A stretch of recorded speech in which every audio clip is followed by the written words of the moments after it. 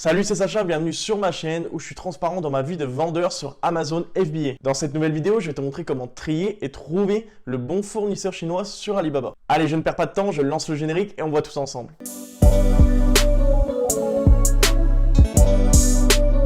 J'avais d'ailleurs fait une vidéo il y a quelques temps où je te montrais comment bien négocier avec un fournisseur chinois. Je te remets d'ailleurs cette vidéo juste en haut à droite, tu pourras aller check ça si ça t'intéresse. Comme déjà expliqué dans cette précédente vidéo, j'avais tenu à faire un point important sur les mentalités. Les mentalités entre une personne originaire d'Asie et une personne originaire d'Europe ne sont pas du tout les mêmes. Tu t'en rendras d'ailleurs vite compte lors des discussions que tu auras avec eux. Le point essentiel que nous allons traiter ensemble aujourd'hui est comment trouver un fournisseur fiable à l'autre bout du monde. Pour ça, il y a plusieurs règles à respecter que je vais t'énoncer dans cette vidéo. Mais avant de commencer, je tenais à répondre à une question qu'on m'a posée qui est pour moi très intéressante, donc je vais y répondre dans cette vidéo. La question est: quels sont les avantages et inconvénients de sourcer un produit en Chine par rapport à un produit en Europe? On va être sympa, on va commencer par les avantages que je vais t'énoncer directement. Le premier point, je pense qu'il n'y a aucun secret pour personne, c'est le prix. Il va être compliqué de concurrencer les Chinois en termes de rapport qualité-prix. Pourquoi? Tout simplement parce que là-bas, les charges sociales pour les entreprises ne sont pas les mêmes. Le coût de la manœuvre, de la matière première ou même les salaires à sortir pour les ouvriers ne sont pas du tout les mêmes qu'en France. C'est pourquoi les Chinois peuvent proposer un rapport qualité-prix si bas. Il y a des pays qui commencent tout doucement, voire sérieusement à les concurrencer. Je pense notamment à l'Inde qui est un très gros marché. D'ailleurs souvent oublié par les vendeurs Amazon mais qui est en pleine explosion en ce moment. Et puis je pense que dans quelques années, les personnes qui font de l'e-commerce vont se tourner vers l'Inde. Parce que l'Inde est plus proche de l'Europe par exemple. Donc ça ferait des économies sur l'import. Ils ont aussi des avantages comme ne pas payer cher la manœuvre, ne pas payer cher les matières premières. C'est pour ça qu'il est très rentable aussi de s'intéresser à l'Inde. Deuxième point pour moi, c'est vraiment très important, c'est la rapidité qu'un fournisseur chinois a à te répondre ou même t'envoyer un devis. Comparé à un fournisseur français qui va souvent être assez laxiste dans le délai de réponse, là, avec les Chinois, tu n'as aucun souci à te faire. Ils ont une tête bien faite et comprennent vite tes demandes. C'est-à-dire, par exemple, qu'en termes de personnalisation de ton produit, en termes d'optimisation de ton packaging, il n'y aura pas de problème. Ils seront toujours là pour te proposer le meilleur d'eux-mêmes. Et c'est pourquoi moi, j'aime bien ce côté de leur personnalité. C'est que c'est vraiment des travailleurs acharnés. Le troisième et dernier point est leur gentillesse. Tu verras rapidement que lorsque tu fais des affaires avec eux, ce n'est pas une simple relation entre un fournisseur et un client. Non, tu tisses un lien avec eux qui est assez spécial, c'est propre à eux-mêmes. Par exemple, ils ne vont pas hésiter à t'envoyer un message lors de ton anniversaire, ils ne vont pas oublier de te souhaiter une fête que tu auras dans ton pays, voire même t'envoyer des messages des fois un peu personnels pour te demander combien tu gagnes. Ça, c'est typique des Chinois, il faut savoir qu'ils n'ont pas du tout le même rapport à l'argent que nous, on a en France. Il faut que tu comprennes chez eux que la notion du privé n'est pas du tout la même que chez nous. Pour eux, l'argent et même les objets sont très matériels et une évolution sociale. Pour eux, il faut que tu comprennes que c'est une fierté. Après t'avoir cité tous les avantages, on va passer maintenant à la partie un peu moins sympa, les inconvénients. Premier point, je trouve qu'ils te forcent énormément à l'achat et à la consommation. Ça, c'est vraiment pénible. Ils vont t'harceler de messages, des fois 10 messages pour un fournisseur alors que tu ne lui réponds pas. C'est lourd. C'est lourd. T'es pas forcément intéressé par le produit et ils continuent à t'harceler parce qu'ils veulent vendre. Chez eux, ils sont aussi payés à la commission en fonction de ce qu'ils vendent. Donc, c'est un peu des commerciales. En effet, je voulais aussi noter un point, c'est que j'ai remarqué, à force d'aller sur Alibaba et sourcer des produits, que lorsque je regarde des produits et que je ne contacte pas forcément le fournisseur, j'ai comme l'impression qu'Alibaba transmet des datas au fournisseur, comme quoi il y a eu de la visite sur sa page. Et des fois, j'ai regardé un produit la veille où je n'ai pas forcément contacté le fournisseur et je reçois quand même un message de sa part. Donc ça, je trouve ça pénible parce que c'est une perte de temps un peu de répondre à tous ces fournisseurs auxquels on sait que le produit ne nous intéressera pas. Et ils continuent quand même à t'harceler de messages. Des fois, j'ai même dit non, mais ils continuent quand même. Ils essaieront de te vendre un autre produit ou même ils vont carrément te montrer leur store ou te proposer un call en anglais avec eux pour te montrer leur dernière nouveauté. Deuxième point, ça ce n'est pas une généralité, c'est le mensonge. Les Chinois sont assez menteurs sur des sujets, pas forcément méchamment au fond d'eux, c'est juste qu'ils ne veulent pas perdre la face. Perdre la face en Asie, c'est quelque chose qui est vraiment peu compris par nous Européens, mais pour eux, c'est très important. S'ils perdent la face, c'est comme s'ils se sentent comme humiliés, se sentent comme bêtes. C'est pourquoi ils vont rarement te dire non et te dire que oui. Voire des fois à te dire des oui, mais tu te doutes comment ils vont faire pour assurer ce qu'ils t'ont dit. Je pense notamment à un forwarder qui m'avait dit oui, oui, oui à tout ce que je lui avais dit. Je trouvais ça vraiment bizarre et au final, j'ai eu un problème. J'en avais fait d'ailleurs une vidéo. J'espère en tout cas que mes explications auront été claires. Tout de suite, on se retrouve de l'autre côté de mon écran. Je vais te montrer directement depuis la marketplace Alibaba comment je fais pour trier, sourcer et contacter un fournisseur sur Alibaba. On va voir tout ça ensemble. Donc nous sommes sur Alibaba. Là, tu vas aller dans la barre de recherche. Donc bien sûr, tu auras sourcé le produit au préalable. Je ne vais pas sourcer le produit pour toi. Il faudra déjà que tu aies une idée produit. Moi, je vais prendre un exemple. J'avais en tête les peñapous. Donc, il faudra bien que tu traduises en anglais. C'est plus intéressant et mieux de rechercher avec un mot-clé en anglais. Ensuite, tu recherches le produit. Et là, déjà, tu vas pouvoir faire un premier tri au niveau des fournisseurs. Le premier tri est de déjà cocher, c'est très important, le Trade Assurance.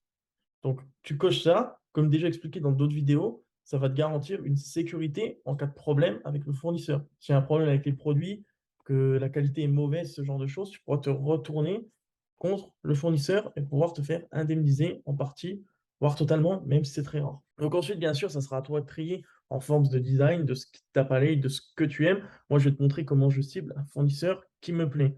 Déjà, je regarde les années d'expérience qu'il a sur Alibaba. Ça fait combien de temps qu'il vend? Donc, je regarde tout ça. Là, ce sont que des vendeurs qui sont vérifiés et qui proposent le Trade Assurance. Donc, après, je vais essayer de te cibler un produit, tu vois, que moi j'aimerais bien. Je fais comme si c'était pour moi. Je regarde, tu vois déjà la photo de Spenyaku me plaît. Il a fait un petit zoom là, c'est sympa. On voit les petites branches.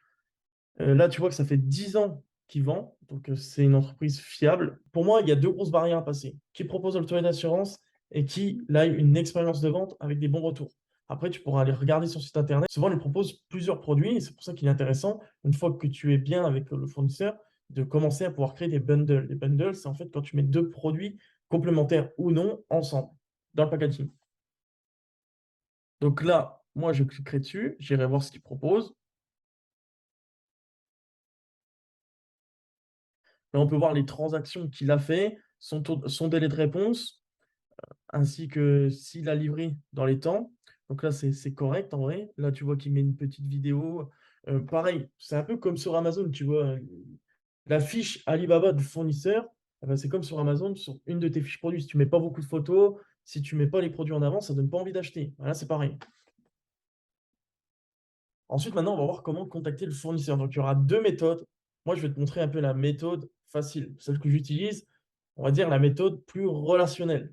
C'est celle que moi, je préfère. Après, ça dépend des vendeurs. L'inconvénient, c'est qu'elle est moins professionnelle que la méthode RFQ, donc Request for Quotation. La méthode RFQ, c'est quoi? C'est en fait une méthode où tu vas remplir tout sur Excel. Donc, tu vas remplir un tableau où tu vas vraiment être très précis dans ce que tu demandes, c'est-à-dire une target en termes de production, une target en termes de livraison, le prix à ne pas dépasser, le terme de quantité, c'est vraiment très, carré. Moi, je préfère quitte à être moins carré, avoir plus de relationnel avec le fournisseur. Parce que tu verras, comme je te l'ai déjà expliqué, que si vraiment tu as un très bon relationnel, ça peut vraiment te sauver avec les Chinois, hein. Si, par exemple, ils peuvent te faire passer prioritaire dans ta production à un autre client. Ça, c'est eux qui choisissent, c'est pour ça que le relationnel importe beaucoup avec eux.